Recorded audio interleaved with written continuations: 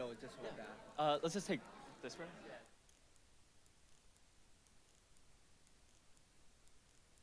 Way.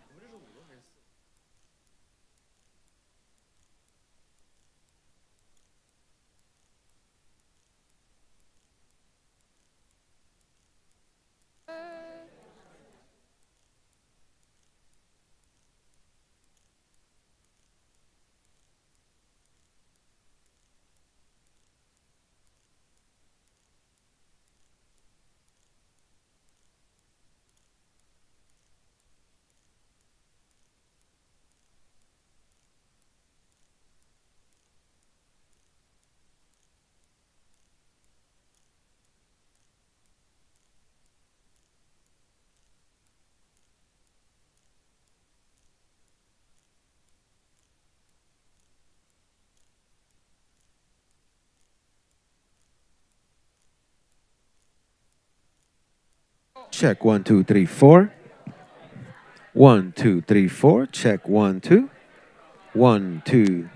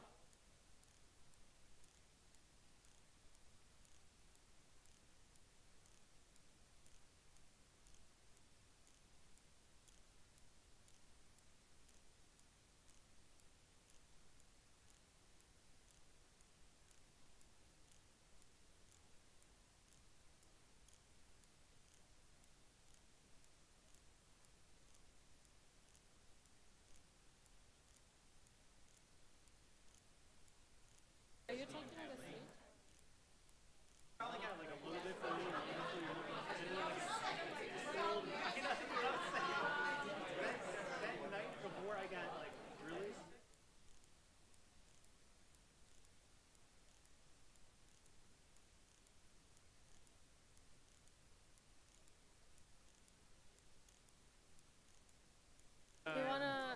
Yeah, should we go? Like he's gonna speak over there, no?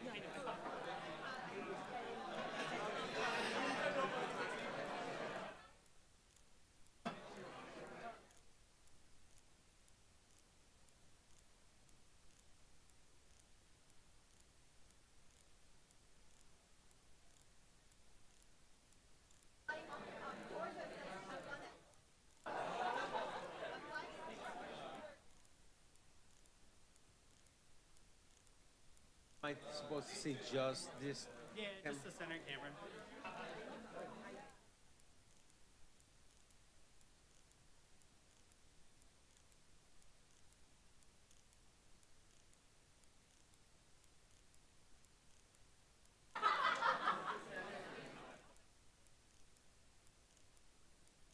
Mic check.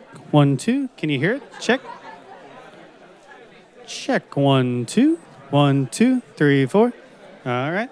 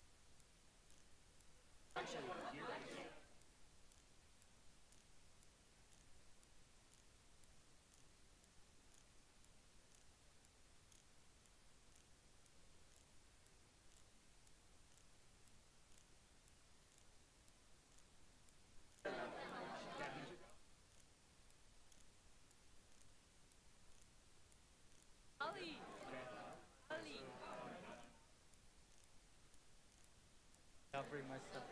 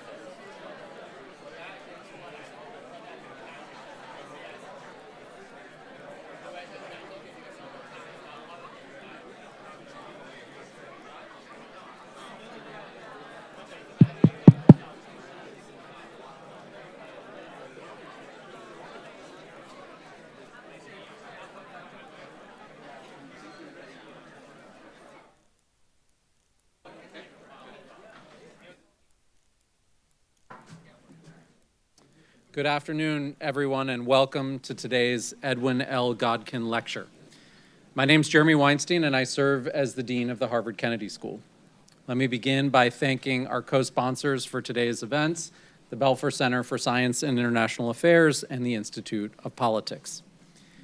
This is my first Godkin Lecture as Dean, and it's a privilege for us to host one of Harvard's most distinguished lecture series here at the Kennedy School. First established at Harvard in 1903, the lecture honors Edwin Godkin, a 19th century Irish-born American journalist who founded the political and cultural magazine The Nation and was editor-in-chief of the New York Evening Post. Charles William Eliot, then president of Harvard, introduced the inaugural Godkin Lecture by praising Godkin's remarkable vigor and great candor and unremitting devotion to lofty ideals of public duty. The theme of this lecture series has been the essentials of free government and the duties of the citizen. And over the years, some of the nation's and the world's most distinguished public leaders have come to Harvard to deliver this lecture, including the former governor of Massachusetts, Charlie Baker, the former president of MIT, Susan Hockfield, the U.S. Secretary of Commerce, Gina Raimondo, the social justice activist, Brian Stevenson, and just last year, the former president of Colombia, Juan Manuel Santos. This year's lecture is particularly special because it will be delivered by an alumnus, Lee Hsien Loong, Senior Minister of Singapore and MPA class of 1980. Mr. Lee has put the lessons he learned at the Kennedy School into practice throughout his storied political career, as a member of parliament, as a party leader, and as Prime Minister of Singapore from 2004 to 2024. We greatly look forward to hearing about his efforts to build national leadership and to strengthen political institutions in Singapore, leading the nation through crises like COVID-19 in just a minute. But first, I want to highlight something I know is a point of pride for both him and for us, which is the Kennedy School's special relationship with Singapore. Prime Minister Lee Kuan Yew, Singapore's founding father, once wrote, "A nation is great not by its size alone. It is the will, the cohesion, the stamina, the discipline of its people, and the quality of their leaders, which ensure it an honorable place in history." Singapore has long emphasized the importance of leadership and invested in preparing a new generation of leaders with the skills that they need to govern. We are proud that so many of Singapore's leaders have come to the Kennedy School as part of this investment in Singapore's future. Its current president, prime minister, deputy prime minister, 3 of its senior ministers, its minister for trade and industry, all graduated from the Kennedy School. We count 330 Singaporeans among the ranks of our alums, and several more are in our student body today. Singapore's Lee Kuan Yew School of Public Policy traces its origins to Harvard, which helped establish the country's first public policy program in 1992. Thankfully, we'll have the opportunity to grow even closer in the coming years because of a new academic collaboration between the National University of Singapore's East Asian Institute and our Rajawali Foundation Institute for Asia. Over the coming years, these 2 institutes will collaborate on policy-oriented research that covers East Asia and the world's pressing social and political challenges, culminating in joint projects, publications, visiting fellowships, and an annual conference. Now for the formal introduction of our distinguished lecturer, I have the great pleasure of turning it over to my colleague, one of our former deans, the founding father of the modern Kennedy School, Graham Allison, the Douglas Dillon Professor of Government.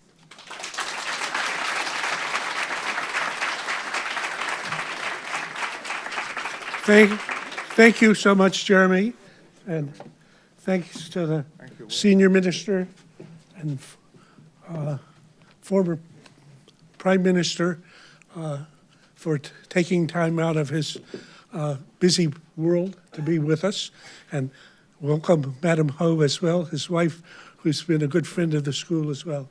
So if you need a long introduction to our speaker today, you came to the wrong meeting.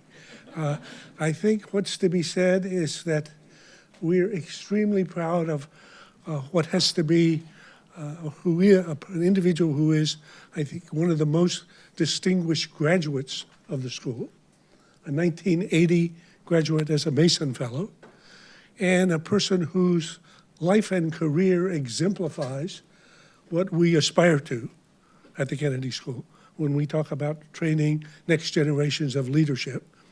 This report card that I did rather presumptuously when the Prime Minister stepped down last summer and became the senior minister was mainly for reminding Americans in the middle of an election, and the British, who constantly seem to be changing their government, that leadership matters, and that if one actually looks at the thing that citizens consume, like my per capita income, or my life expectancy, or inequality, or judicial system, or health care, or my safety, or infant mortality, while Americans assume we're always number one in everything, it ain't quite true.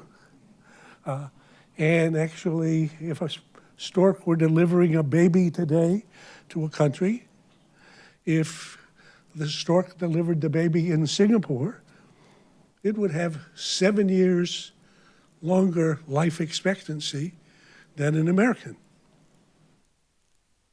Well, what about that? So I would say to have the opportunity to have an individual from this community, whom I've had the good fortune to know for these now 4 decades plus, and to watch over these decades, tell us a little bit about not just what we would teach in leadership in a leadership course, but actually how achievements like these were achieved. As he always insists, all of governance is a work in progress. None is ever done and finished. Everything is fragile, but nonetheless, not just for 1 year or for one 4-year term or for a second term, but over literally 2 decades in which Americans have gone through 4 or 5 presidents, British through I don't know how many prime ministers.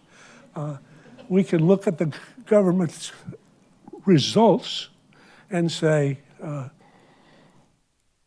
probably something we can learn from this. So we're looking forward today for the lecture from our distinguished graduate, Senior Minister Lee.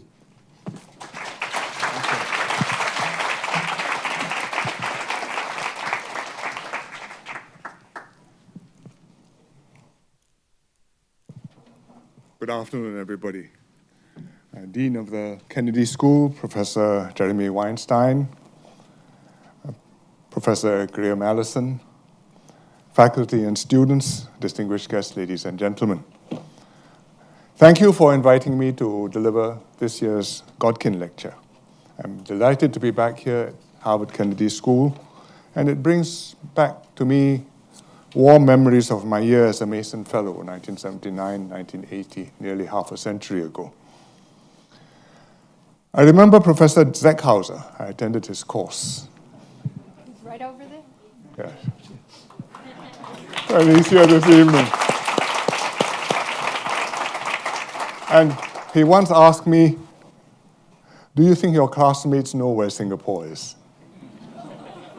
So I boldly replied that I was sure people knew it was a small country in Southeast Asia.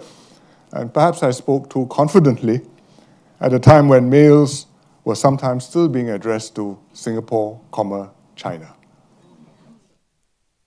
But in the decades since then, Asia has prospered and Singapore has developed into an international financial and business hub. So today I'm a bit more confident that most people would have heard of Singapore.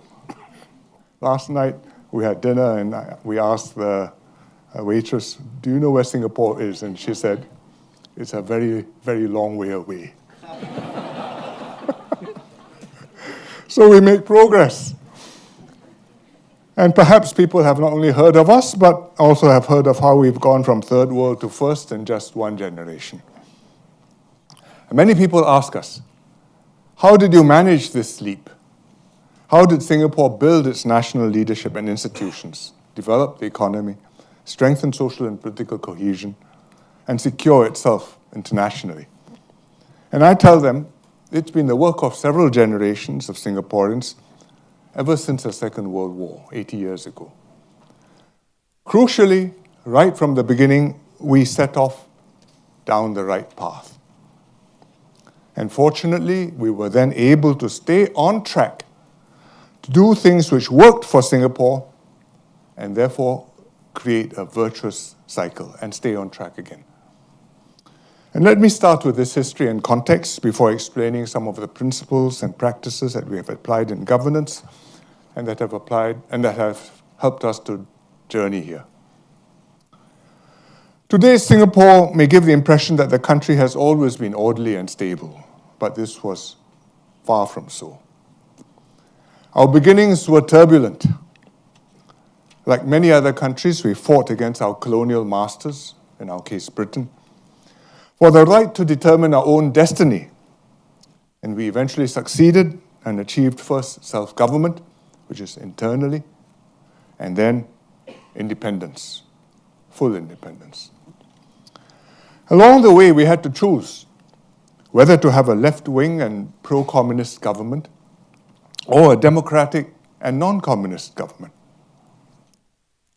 It was a big political battle, especially as our population was majority ethnic Chinese and with strong ethnic and family ties to communist China.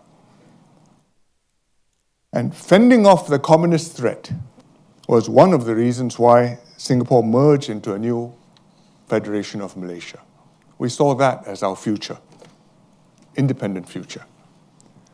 But in the Federation, we encountered another fundamental conflict of priorities between multiracialism and racial equality on the one hand, and race-based politics and the dominance of one ethnic group on the other hand. Tragically, this led to riots and bloodshed. The differences proved too stark to be reconciled, and in 1965, Singapore was expelled from the Federation. And so, independent Singapore was born.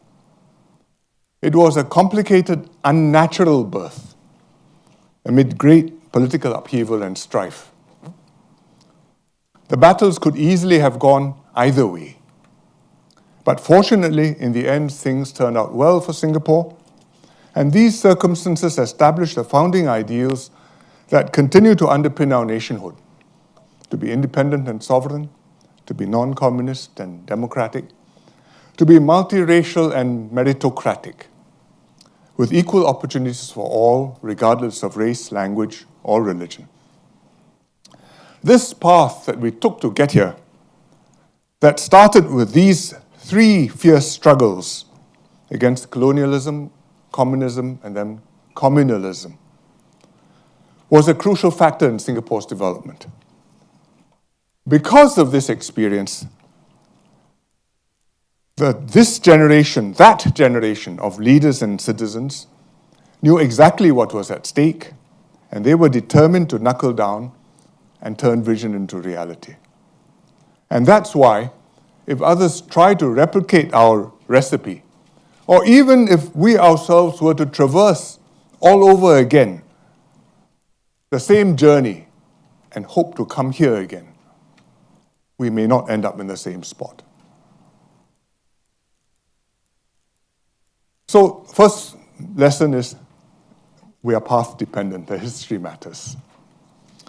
The second lesson is we paid close attention to building a high quality government and high quality institutions. We built up the public service. We kept government careers attractive and salaries competitive. We awarded scholarships to attract the best and brightest in each cohort of graduating students. Most critically, we created a strong public service ethos, instilling in our officers a sense of mission to serve Singapore to the best of their ability and to make the country succeed. We assembled a competent political leadership too.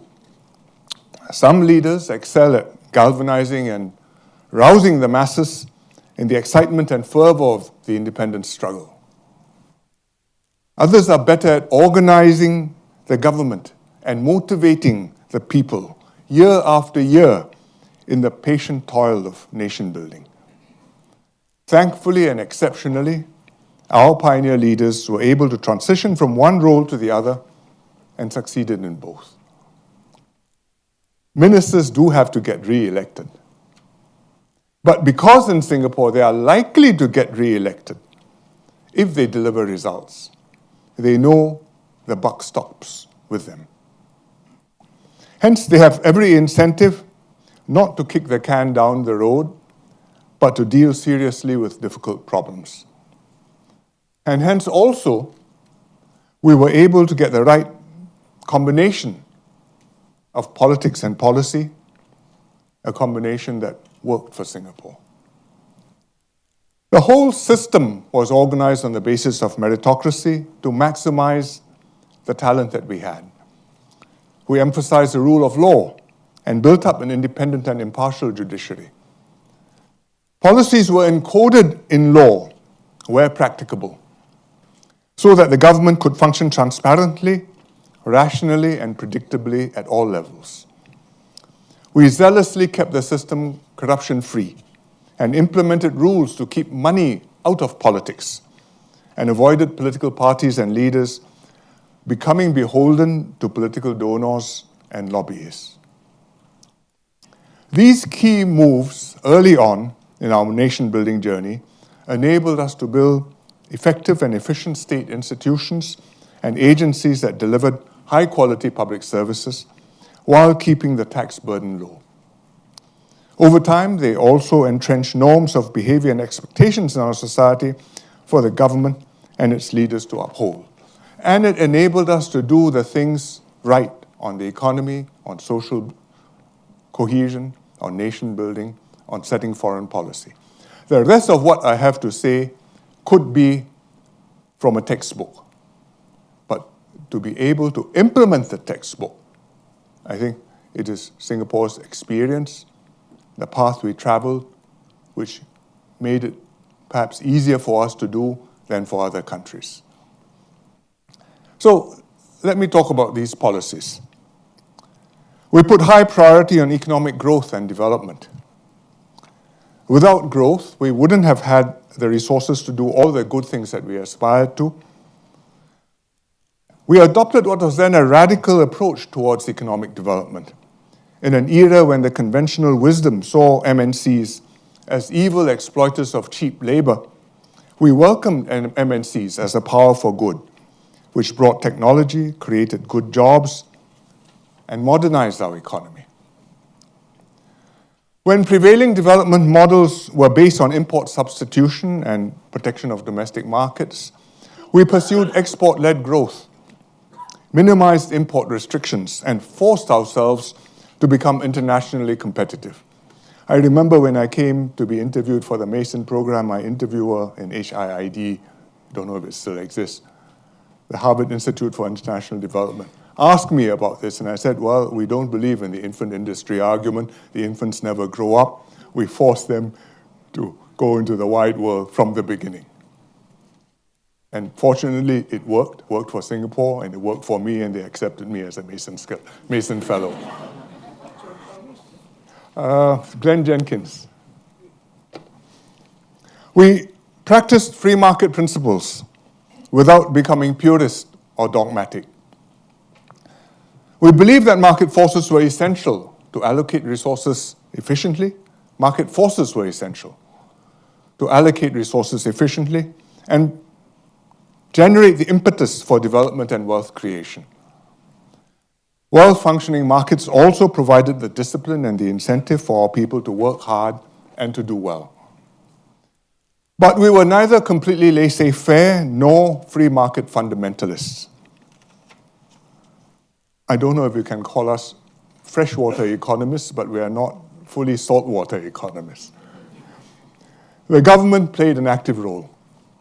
We developed a conducive pro-enterprise environment. We ensured free flows of trade, capital, and talent. We educated our people with marketable skills so that businesses could count on a skilled workforce. And we built up a strong labor movement that work closely with employers and the government to improve the livelihoods and lives of workers and achieve win-win outcomes. We applied economic principles to social policies too. For example, controlling traffic congestion, pricing essentials like electricity and water, building public housing, designing welfare schemes, and even controlling access to casinos. The secret is to price it. Where the private sector could not deliver the outcomes we needed, the government was quite prepared to intervene directly. For example, to develop industrial land, we set up a statutory board, Jurong Town Corporation, and it developed industrial land and infrastructure. To promote foreign direct investments, we didn't believe they would just come to us by themselves. We created a one-stop center, the Economic Development Board, which became a model for other countries. We even started companies, state-owned companies operating efficiently without subsidies and profitable. A multiple contradiction in terms, but they exist in Singapore. SIA, the Development Bank, DBS, Singapore Telecom, and several others.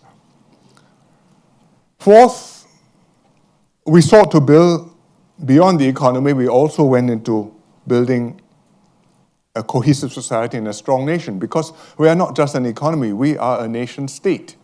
A small one, no doubt, but we have to build ourselves up as a society and as a country. So as the economy grew, we made heavy social investments to improve Singaporeans' lives. We built good education, healthcare, housing systems. 90% of our youths today leave school with post-secondary education qualifications. That means 12 years plus, probably 14, 15 years. And Singaporeans leave school ready to take up good, well-paying jobs, which are there and available for them. And so our youth unemployment rate is very low. We enjoy good health outcomes while keeping healthcare costs lower than most developed countries. 90% of Singaporeans own our own homes, mostly living in high-quality public housing. We also forged a national identity out of the polyglot immigrant communities that had made their home in Singapore.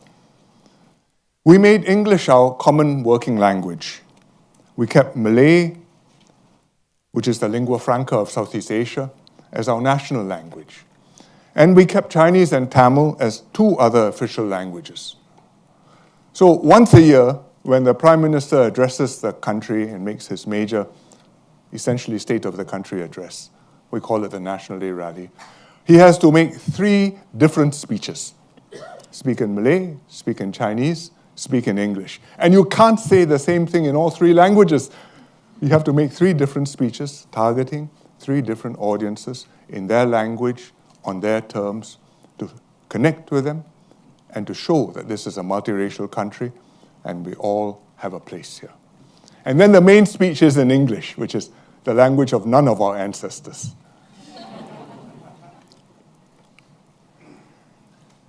We also introduced national service.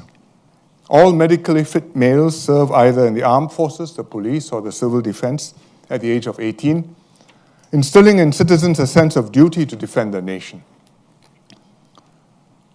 We engage in considerable social engineering, influencing people's habits to foster values and norms that would work for Singapore. For example, we set ethnic quotas in public housing estates to keep our public housing estates ethnically integrated and to preempt the formation of ethnic enclaves before it reached the tipping point and cascaded out of control.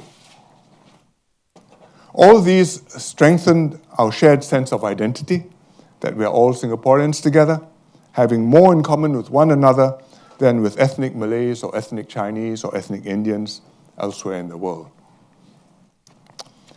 Finally, we pursued an active foreign policy, even as we provided for our security and defense. Small nations cannot determine the course of the world events, but we must not think that we have no agency. We make friends wherever we can, including with the major powers. We make common cause with like-minded countries. We build up our credibility and value by being a reliable, trustworthy partner that delivers on our commitments. We participate actively at multilateral institutions like the UN and the WTO. For example, we led the recent successful negotiations for an international agreement on the conservation and sustainable use of biodiversity in areas beyond national jurisdiction. It's a big mouthful, but in brief, you call it the BBNJ Treaty. And we presided over the sessions and helped bring it about. In a generation ago, one of our diplomats, Professor Tommy Koh, presided over the UN Convention of the Law of the Sea negotiations and helped to bring that about. And he worked with Jim Sabinius, who's a professor here, and whom I met this morning before coming in, and reminded me of this. We are also active in climate change discussions, which is an existential issue for a low-lying tropical island. An effective foreign policy must be based on strength at home. A nation will only be taken seriously internationally if it is cohesive and united internally, and its leaders and diplomats too. It must be able to defend and stand up for itself. Besides skillful diplomats, it must have soldiers who are willing to fight and die to defend the country. So we have invested steadily in our security and defense, building up a modest but credible armed force based on national service, as I explained earlier. But today's strategic environment is much more challenging. It is tricky to maintain friendships with countries that are not friends with each other. Everybody declares that they will not force you to choose sides, far from it. But everybody wants you to be on their side and not the others. So we do our best to take a consistent, principled position in line with our own long-term national interests. And when we have to disagree with other countries, we will be open and honest about it so that they can still trust us and they can understand that we are doing this because of Singapore calculations and not on behalf of somebody else. From our early years of nation building to modern Singapore today, for more than 60 years now, because the PAP took power before we became independent. Successive PAP governments have performed well and delivered on our promises.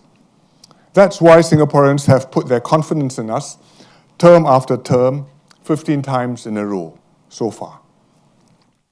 This reservoir of confidence and trust widens the government's political and policy space, enables us to think long-term, and lets us make politically difficult but essential moves. For example, to raise consumption taxes to pay for the growing healthcare needs of an aging population, and to do so coming out from COVID-19.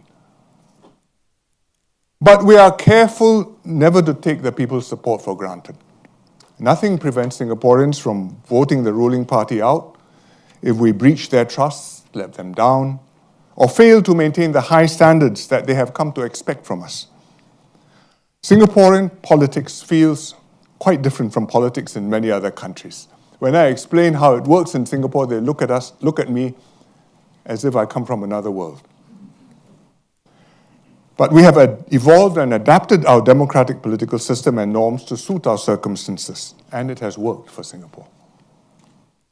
The country is successful. There's high trust in government and society. We have rising incomes and standards of living.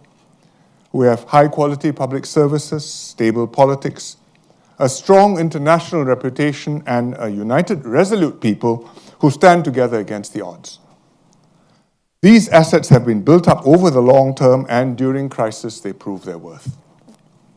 For example, during the COVID pandemic, we were able to do the right things, enforcing safe distancing, treating COVID patients, vaccinating everyone, protecting jobs, maintaining confidence. We could only do so because people trusted the government, both the public service and the political leaders. And also people trusted one another, and our society was united.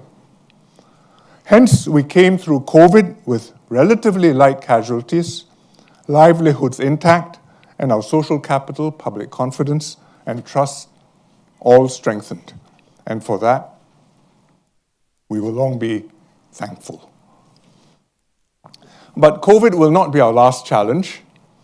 Existing problems never completely disappear and will keep coming back in different forms. That's the nature of government.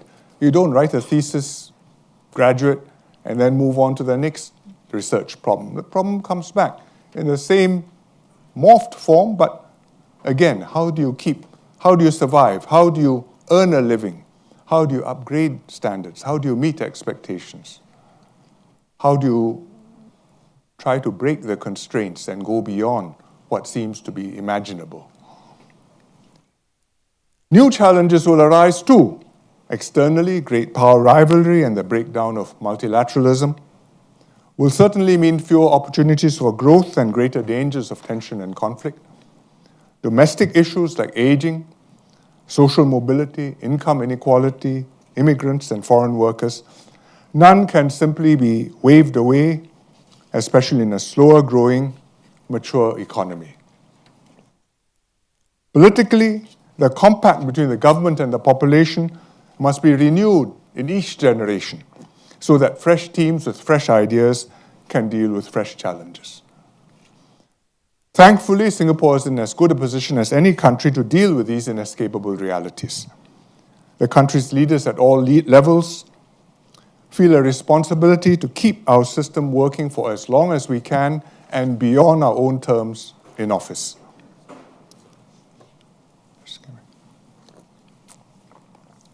As stewards, they seek out and induct new talent to renew their leadership roles, to renew their leadership ranks in order to have this responsibility handed on like an heirloom from generation to generation. So far, we've made 3 top leadership transitions successfully. This year, a new Prime Minister took over from me, and I'm very happy that the transition to Prime Minister Lawrence Wong has gone well. And I hope Singapore will continue renewing itself and rejuvenating our national project for many years to come. Thank you very much.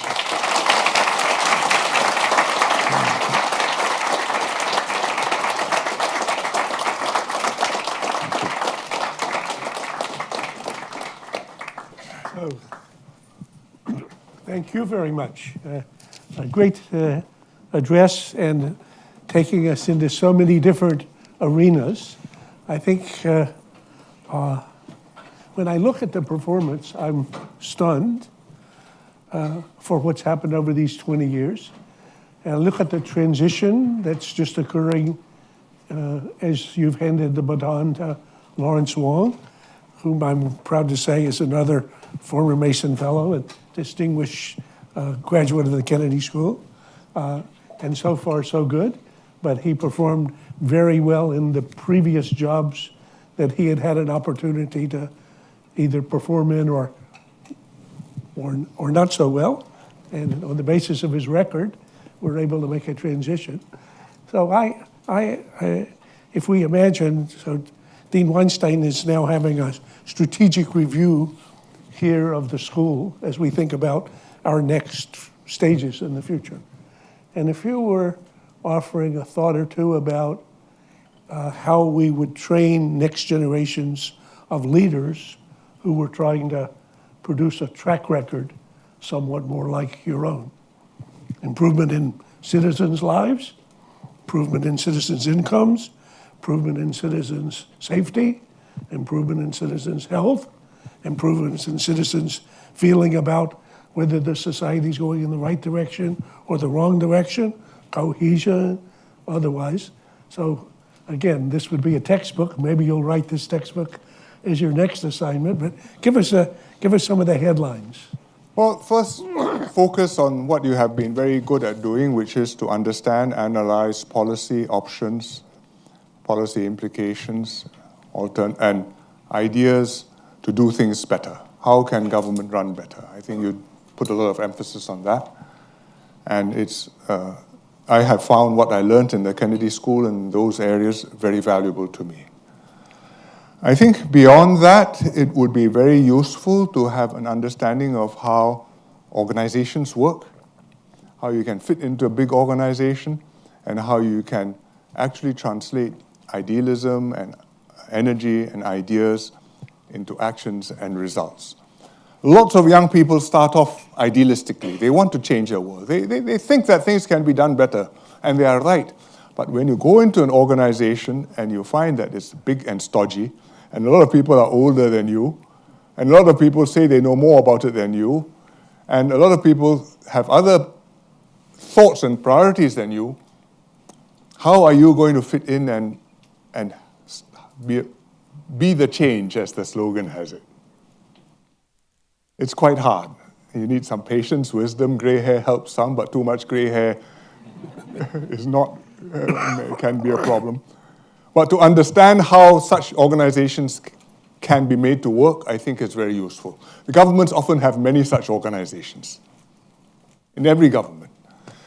I think thirdly, to understand the international environment, because, the Kennedy School is not a school of foreign policy, but every country operates in an international environment, including the United States of America. And you need to know what the tensions are, what the interests are, what are transient, and you hope that will blow over with another administration or another foreign leader. What are long-term trends which have to be seriously dealt with and may need change of mindsets which are quite fundamental.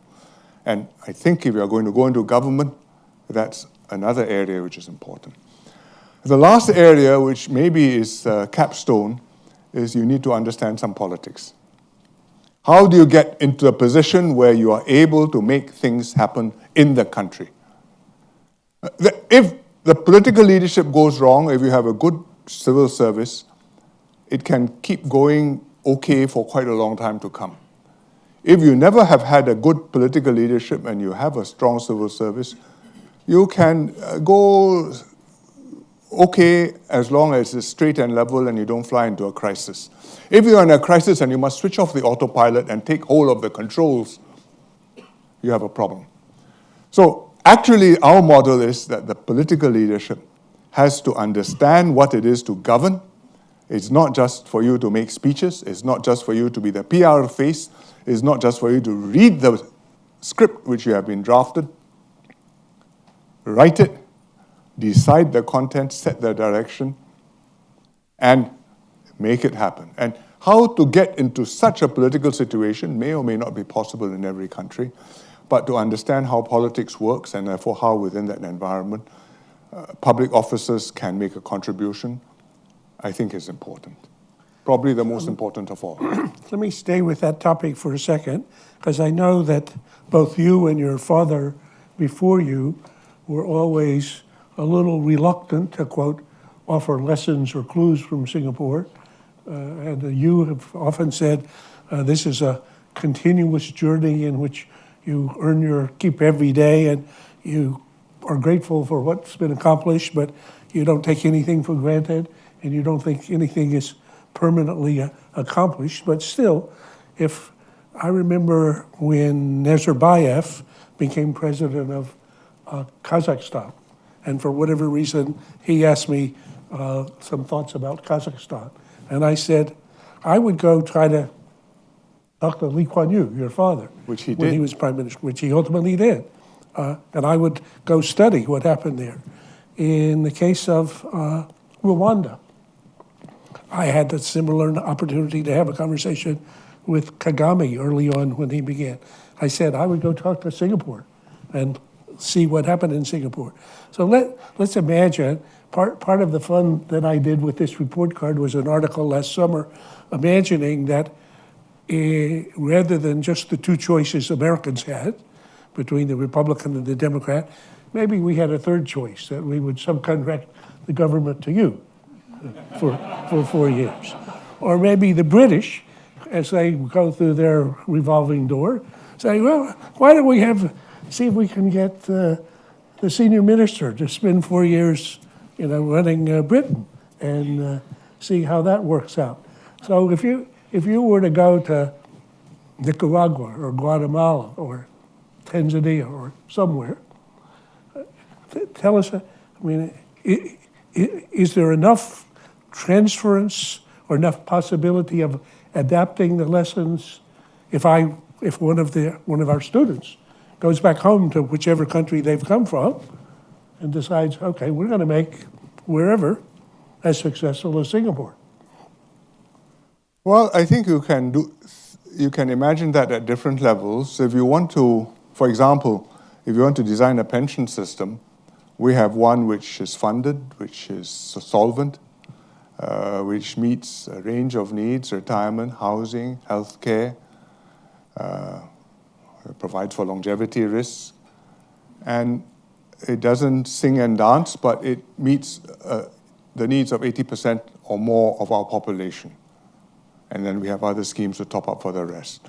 And if you want to design a pension system, well, you can look at ours and you can imagine how pieces of that can apply in your system. If you want to design a healthcare system, we have one. It's not fully government operated. There's a private hospital sector. The government part isn't operated as a department. There are hospitals which are non-profit but have to break even. There's choice, but at the same time we nudge you in certain directions and set certain public expectations and norms. And we are grappling with issues which you are too, for example, how to keep medical insurance under proper control, which is an insolvable problem. But you can study our experience and see what is doable in your system, I think, or housing, for example. But there are also unique things to Singapore. So that is one of the reasons why we hesitate to say that we have got your solution, because we don't necessarily even have our own solution for all time. So for example, in housing, why were we able to do public housing which covers 90% of the population? Because when we started out, a lot of the land in Singapore was owned by the estates of wealthy people who had died, businessmen, traders from the 19th and early 20th centuries. And they had bought up big chunks of Singapore. In those days, the land was not so expensive. It had become their estates, and it was going to be tied up for so many generations until those lives and lives in being plus 21 years, as the legal term says. And the government says, no, we are going to develop the country. You are going to benefit. It's a windfall. We will take this, the country will benefit. We acquired the land, the government acquired large chunks of land from the estates. The dispossessed were not the poor. And therefore, because we had the land, we could plan, we could clear, we could build. And therefore, we could house the population. And you can't easily do that. I mean, in South Africa, for example, are you able to expropriate the whites? It is a completely different political situation. So you may or may not be able to do exactly what we have done, but this is how we have made our public housing work, and we hope that you will learn something from it. The politics level, I do not know that it is transferable. As I tried to explain, it has worked like this in Singapore because of the path we took. Because we'd gone through this fire and this crucible of fire. And that generation understood that our backs are to the wall, we will make this work. But more than that, there was one happenstance. After we became independent, the opposition, which was a left-wing opposition, decided that they would declare this a sham independence and they would boycott Parliament. And therefore, they vacated the seats, the PAP expanded, filled the whole space of politics, and therefore established dominance, which it has been able to keep and make use of to good purpose now for more than half a century. And I don't know that we will, if you start on a nation-building process, you'll have the good fortune to have such an outcome from big struggles, or to have an opponent which will make such a mistake. Okay, well, I think the path dependency you and Zekhauser and I were talking about last night, and I think that's a big lesson, so that there's not an easy transference with respect to that domain. Can we take you to COVID? So that for those that are interested, we'll have these slides up somewhere, but the COVID hit the world. Yes. So this is like a test for everybody. And Massachusetts is about the size of Singapore, roughly. We got a lot of coastline. But if I look at the number of deaths from COVID between Singapore and Massachusetts, I pointed this out actually to Charlie Baker when he was the governor here. He didn't appreciate this very much. So tell us how Singapore dealt with COVID so much more successfully than Massachusetts. Well, I don't have a specific comparison with Massachusetts, but I can tell you what we tried to do. Yeah. We saw it coming. We knew we couldn't avoid it. Because if you're at the end of the world, like New Zealand, they could close themselves off for quite a long time, and they get on pretty well, and it worked for quite a long time and it tided them over. They had time to get vaccinated and prepare. But we knew it was going to hit us soon, and we couldn't just shut ourselves down. Because we are a global hub, and if you shut yourself down, you constrict the economy. We will starve. So what do?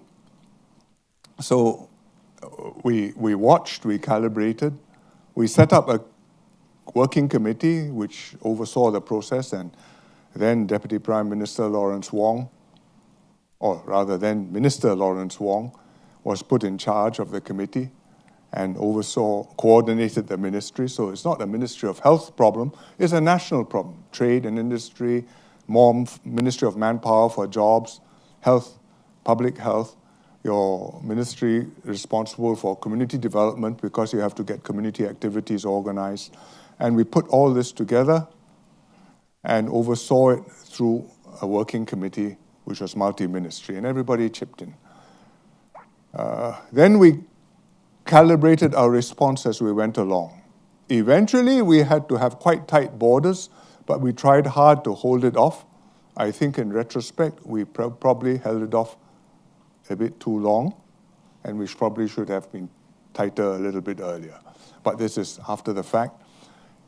We expected the bugs to come in, it did. In fact, I was in Davos, going home from Davos when I got the message to say you got the first case. I said, not a surprise. Now let's get people prepared for this. And then we took it as it went on. We watched other people lock down. We said, do we have to lock down? And we watched the numbers. They wiggled up, they wiggled down. We said, as long as I can survive, I will try to hold off the lockdown as long as we can. After 2 months, the numbers started creeping up. Because people were coming home, we were quarantining them, but there were leaks. And in particular, it leaked into the foreign worker dormitories. And that worried us a lot, because it's the communal living, and if it spreads in the dormitories, that's one thing. If it then comes out from the dormitories into the population unvaccinated and vulnerable, and many of them aged, that's a big problem. We watch the trends every day, the numbers tick up today. Somebody will tell you, that's because we work extra hard to catch the bugs. Tomorrow the numbers will go down. After 3 days of times 1.5, times 1.5, times 1.5, I said, we don't believe this. You better move. They said, we haven't reached 100 cases a day yet. I said, I'm not waiting. So we closed down. Fortunately, after 2 months, we got the situation in the dorms under control. We got the situation in the general public, in the population under control. We reopened schools, reopened jobs. We kept safe distancing going for a long time more. And because people trusted us, and we said, please, no visitors, or no more than so many in the public eating places, or for some time the public eating places were closed. They generally complied, and it helped to slow the bug down. Meanwhile, we said, let's get ready for vaccinations. It doesn't exist, but the vaccines will come. The first in line will not be me, because the US, the Europeans, those who make it will make sure they are first in line, but I will not be last in the queue. So book the vaccines, book multiple, over-insure. Some may fail, some may work, but be there and make sure you have the access. And we booked the vaccines. I think we started talking about this in April, May 2020. The vaccines became available to everybody's astonishment within a few months. And by the end of the year, we had the first vaccines and we were starting to vaccinate our population. And fortunately, we queued them. So we said old folks first, vulnerable ones first responders first, then by age group, take your time. We don't have a crisis because numbers are under control. And first in line was me on television. I had every confidence it was a good vaccine. It worked for me. It worked as a gesture. And people came willingly. There was no fear. We had some anti-vaxxers. Fortunately, we were able to keep their numbers down and effectively rebut them. And we were able to tide over until enough of our people were vaccinated so that by the time Omicron came and overwhelmed all efforts to shut down, we were in a stable position and we could open up. The key thing is not that nobody died, because that's impossible, or the economy wasn't affected, that's also impossible.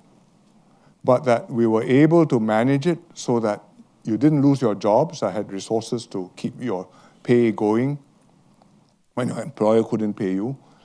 You didn't go to hospital and find no oxygen and no bed. You didn't have to scramble from place to place with a tube looking to top up patient gasping, dying. You didn't have to queue up to be cremated like happens in some places. And we came through minus a trauma for which thanks be to the Lord. So at the end of this, we came out. I think it's a great relief. We wrote a white paper analyzing what we could have done better, sooner, cheaper, more effectively. We published it, we debated it, preparing for the next pandemic, which one day will come, and we watch every new bug carefully. And we publish it online, so if you're interested, you can find it somewhere on the internet. It's a very good read, and it's also the extent to which your government maintained the confidence of your citizens about the ways in which you explained it and sustained confidence, put you in a much better position for the next round. But we have only about a dozen students eager to ask questions. Let me start with this gentleman. Please introduce yourself briefly and a short question. Absolutely. Dwight Hutchins, Kennedy School, mid-career from '96. PM Lee, thank you so much. And thank you. My wife and I spent a decade in Singapore. We just left a year ago, so we lived through COVID. And a couple of things struck us. One was that, indeed, all of the ministers that you had across were super competent and super into the details of their ministries and running them like clockwork. So that was really impressive, the depth and the partnership with the American business community. I was the chairman of the American Chamber, and the partnership there that grew FDI. You could feel that the country was united in that sense. But what I saw and what we saw with COVID was you taking the leadership, taking the first jab, being on television every night, explaining to the people what was going on. And the taxi drivers to everyone on the street was listening to your every word. And it was impressive. And I think that you digging deep into saying we're going to protect our elders first and foremost, created a sense of national unity that, as we just went through an election, we questioned. And it was curious, how did your country take, like you said, people from very different cultures and bring them together and make them Singaporean? I mean, when we were there when Lee Kuan Yew died, and someone commented that it must feel like when George Washington died. Sorry, can I make it shorter? So what would it be? What did you do? Good. What did the country do to create this cohesiveness? Good. We spent a long time doing this. Partly is policies. We made sure that lives improved for all, that there's not just a prosperous economy, but jobs which were good jobs for a wide range of the population. We educated people and tried to imbue them with some sense of values and what used to be called civic education, but an understanding of where Singapore fits in with the world.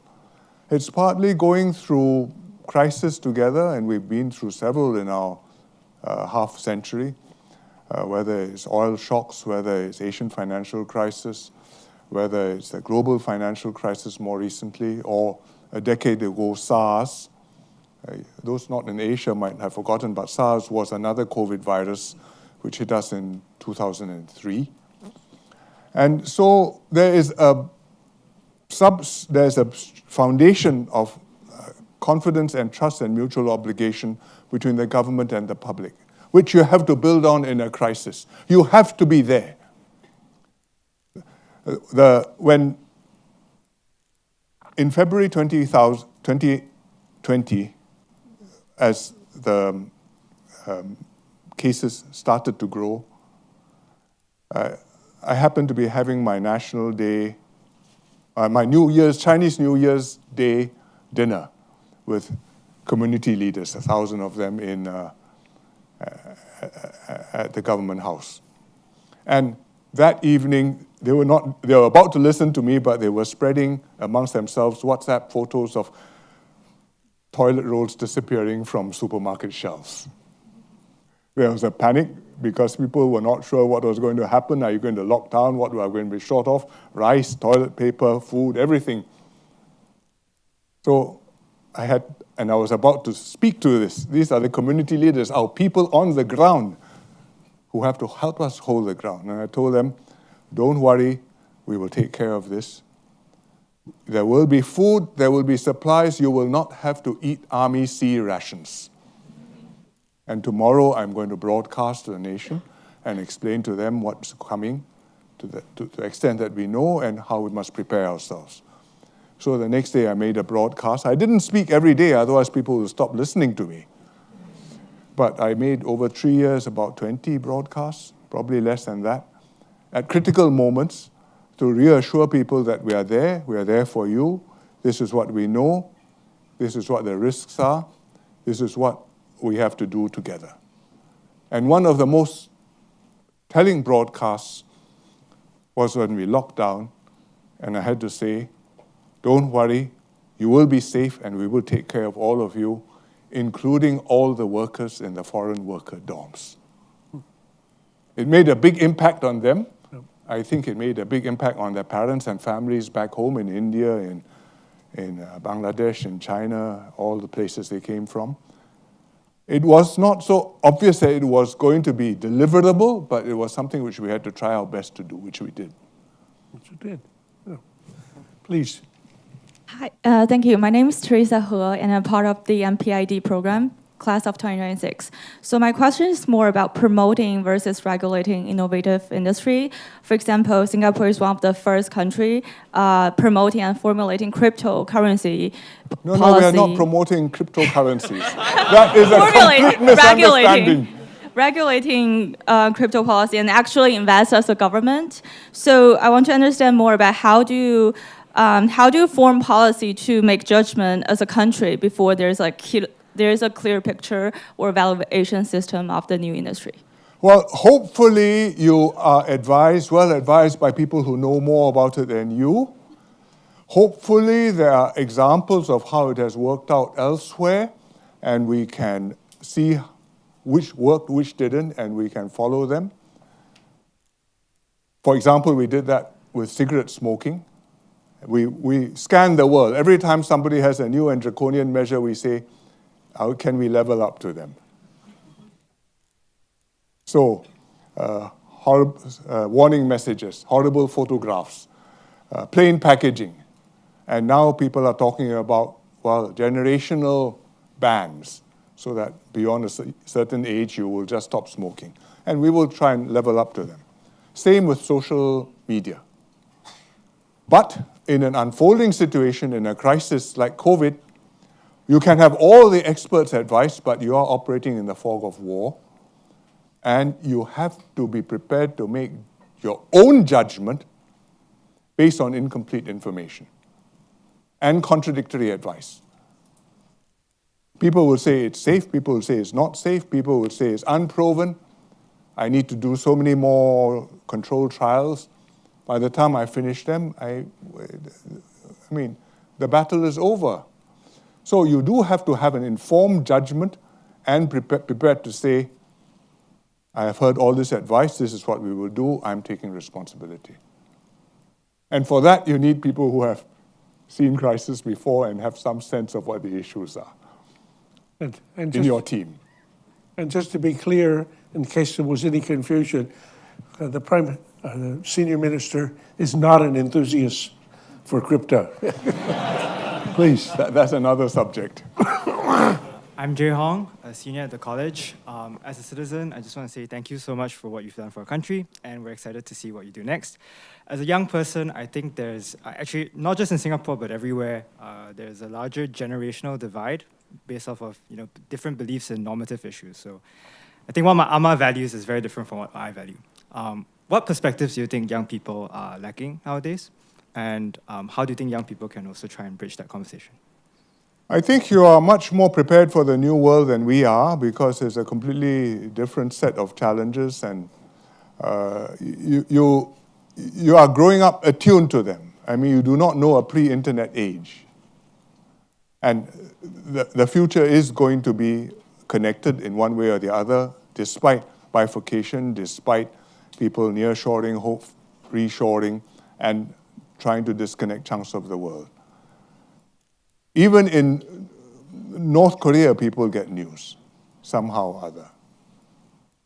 So I think for the new world, the young will be growing up as digital natives, much more prepared for it than my generation can start to be now. We are trying our best not to be swamped and left behind and to keep up, but to be not just keeping up and ahead, you have to be a young person. What you do need to know is that certain things which your parents believe or your grandparents believe are actually true. And remain true. The world has completely changed, but race, language, and religion remain fundamental driving atavistic forces which are very powerful, that there are big countries and small countries, and Singapore is always going to be a small country, that we have different ways of making a living, but we will always have to make a living, and our neighbors will always be bigger neighbors than us, whom we will do our best to make friends with. I once had a visitor from, I think I can safely say this country, it's Mongolia, and he said to me that we have a law in our country that you are forbidden to change your geographical neighbors. I said, we have the same law. They've got Russia and China as their best friends. We have Indonesia and Malaysia as our nearest neighbors and good friends. And it is going to be like this for all time. We are different from them. They are different from us.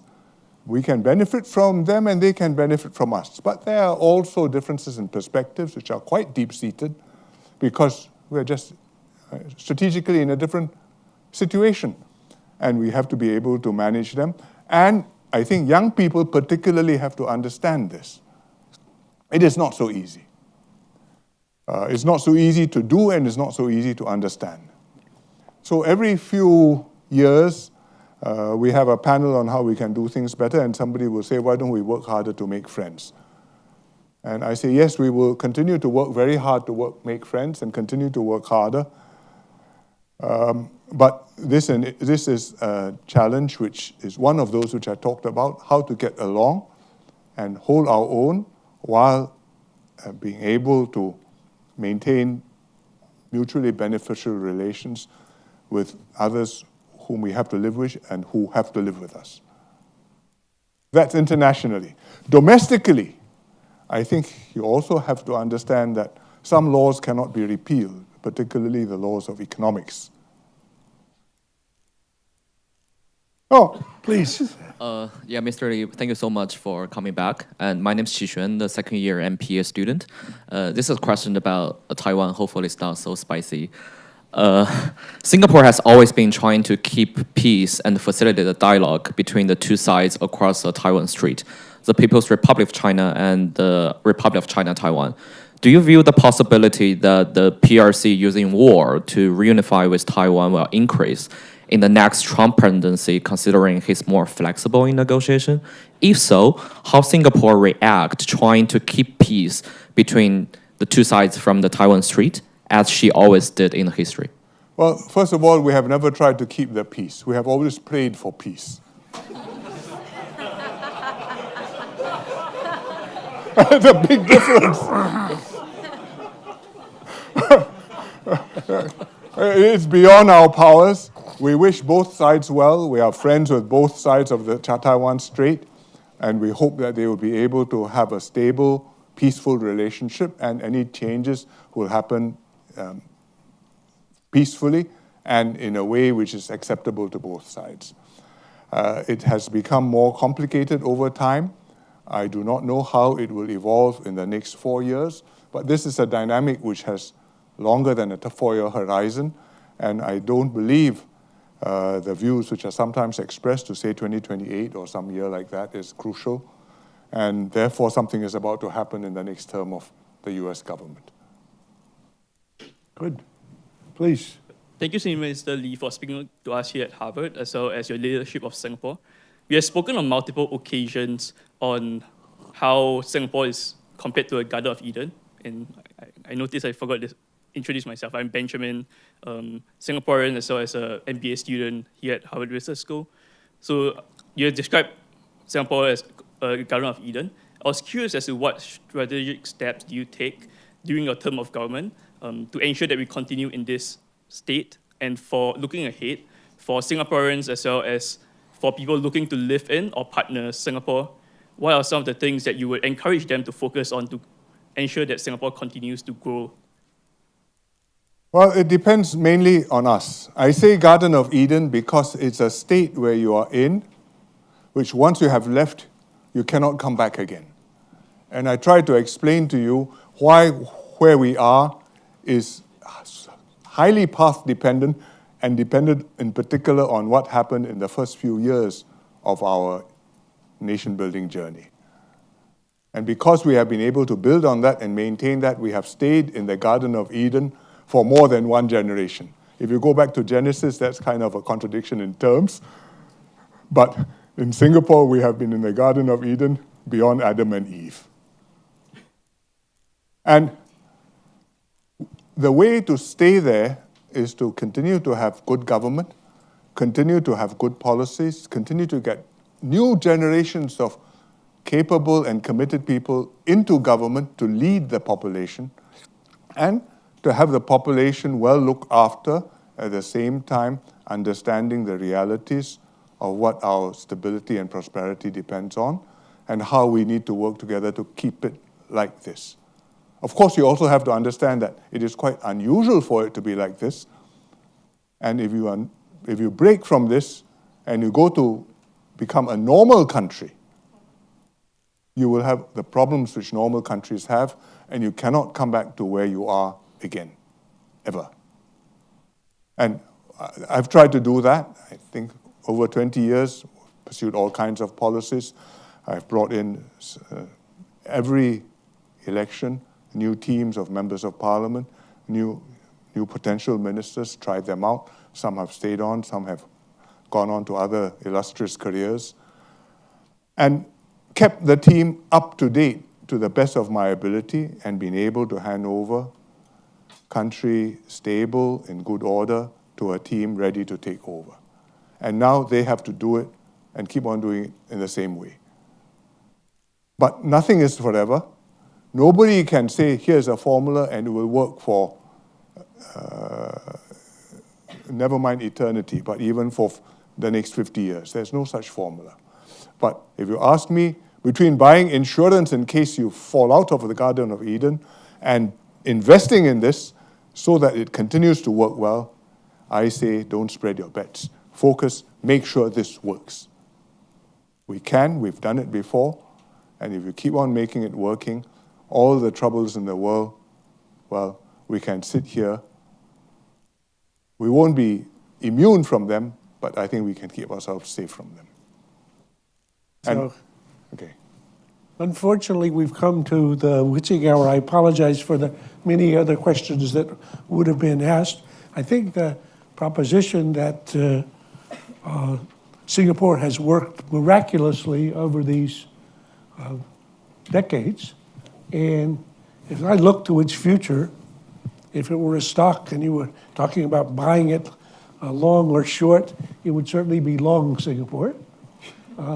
I'd say the leadership that's been chosen to take it to the next layer, including Lawrence Wong, whom the senior ministers mentioned, is somebody who's demonstrated also great capacity. So Singapore's been blessed with extraordinary leaders, both as the prime ministers and also in the government at many, many, many levels, and has had a degree of, I think, as you could hear from the senior minister's comments, determination and pragmatism that we could all aspire to. So let me just say we should all join in thanking and welcoming back and looking forward to welcoming back many times one of our most distinguished graduates, Mr. Lee. Thank you.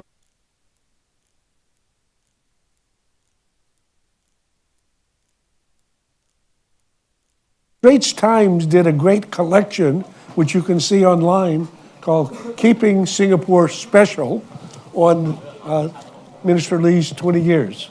Good. Thank you. Great.